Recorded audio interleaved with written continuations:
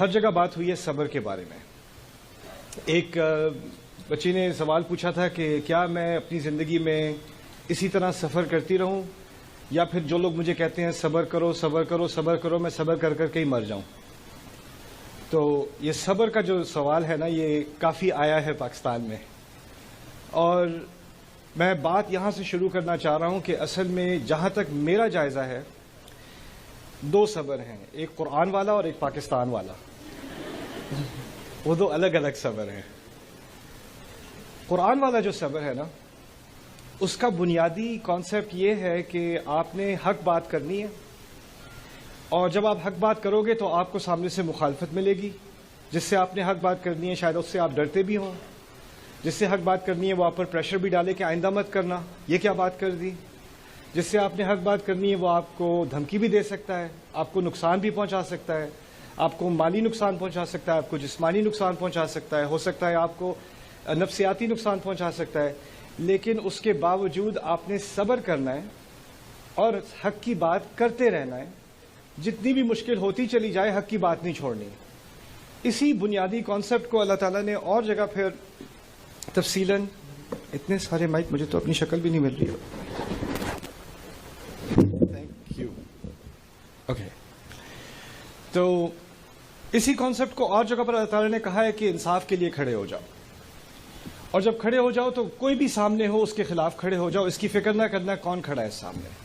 وَلَوْ عَلَىٰ أَنفُسِكُمْ أَوِ الْوَالِدَيْنِ وَالْأَقْرَبِينَ إِنْ يَكُنْ غَنِيًّا أَوْ فَقِيرًا فَاللَّهُ أَوْلَىٰ بِهِمَا. اگر اپنے خلاف بھی کھڑا ہونا ہو تو کھڑے ہو جاؤ، دونوں والدین کے خلاف بھی کھڑا ہونا ہو تو کھڑے ہو جاؤ، سب رشتہ داروں کے قریب رشتوں کے خلاف بھی کھڑا ہونا ہو تو کھڑے ہو جاؤ. امیر کے خلاف، غریب کے خلاف، اللہ کی پہلی پرائیورٹی اللہ تعالیٰ کی ہے، اللہ کی خاطر کھڑے ہو جاؤ. اور یہ کھڑا ہونا آسان کام نہیں ہے، اس کے لیے بڑی آپ کو سٹیمنا چاہیے ہوتا ہے. اس سٹیمنا کا نام، اس کے ناموں میں سے ایک بڑا نام قرآن میں صبر ہے. لیکن پاکستان والا صبر ذرا مختلف ہے. پاکستان والے صبر میں ہے غلط بات ہو رہی ہے، آپ اس کو خاموشی سے برداشت کر رہے ہو، پھر آپ کسی سے جا کے کہتے ہو کہ یہ غلط بات ہو رہی ہے، میں کیا کروں؟ بیٹا صبر کرو. یعنی حق کی بات مت کرو، خاموشی میں صبر کرو. قرآن جو واضح الفاظ میں کہہ رہا ہے، یہاں بچے بچے کو یاد ہے، بڑوں کو یاد ہے، چھوٹوں کو یاد ہے، وَتَوَاصَوْا بِالْحَقِّ وَتَوَاصَوْا بِالصَّبْرِ. سب کو یاد ہے، لیکن ہم نے جو صبر بنایا نا وہ ہے إِلَّا الَّذِينَ آمَنُوا وَعَمِلُوا الصَّالِحَاتِ وَتَوَاصَوْا بِالصَّبْرِ. میں تھوڑی سی بیچ میں اسکپ ہو جاتی ہے بات. یہ نہیں کہا حق کی بات نہیں کرنا، یہ باتیں مت کرنا، اس سے بڑی مصیبت ہوگی، بس تم صبر کر لو.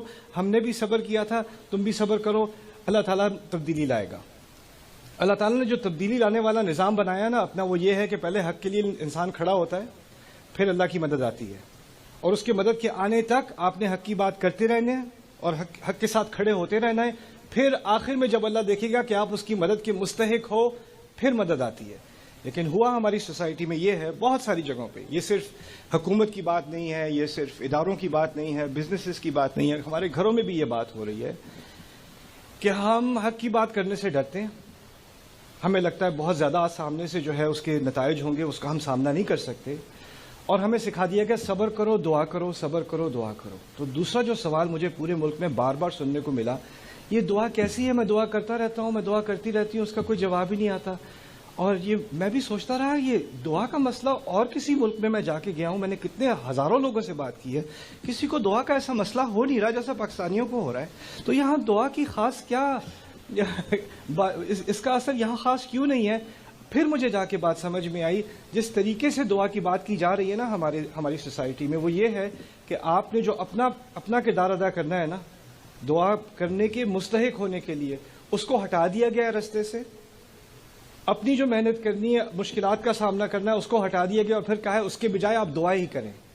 یعنی جس چیز کو اللہ تعالیٰ نے آپ کو صلاحیت دی تھی بدلنے کی، اس صلاحیت کا تو آپ انکار کر دو. میں تو کچھ کر ہی نہیں سکتا، میں تو کچھ کر ہی نہیں سکتی، یہ تو ایسے ہیں ویسے، ان کو اللہ ہی بدلے گا، ان سے تو اللہ ہی نمٹے گا. ان سے نمٹنے کے لیے اللہ تعالیٰ نے آپ کو بنایا. جو بھی مشکلات آپ کے سامنے ہیں نا، اس زمانے میں، ان مشکلات میں، اس فیملی میں، اس سوسائٹی میں، جس قوم ان مشکلات کا سامنا کرنے کے لیے صلاحیت رکھتی تھی، اسی کو وہاں ڈالا گیا ہے. لا یکلف اللہ نفسا الا وسعها. اللہ کبھی کسی انسان پر ایسی تکلیف نہیں ڈالتا سوائے اس کے کہ اس میں اس کی وسعت ہو. تو آپ میں، آپ کے گھرانے میں، آپ کے فرینڈز میں، آپ کی سوسائٹی میں جو جو پریشر آپ کے اوپر ڈالا گیا ہے وہ آپ ہی پر ڈالا جانا تھا، کیونکہ آپ ہی اس کے قابل ہو، کہ کوئی اور اس کے قابل نہ ہوتا۔ اگر میرے اوپر وہ پریشر ہوتا تو میں اس کے قابل ہی نہ ہوتا۔ اللہ نے آپ کو چنا ہے اس کے لیے۔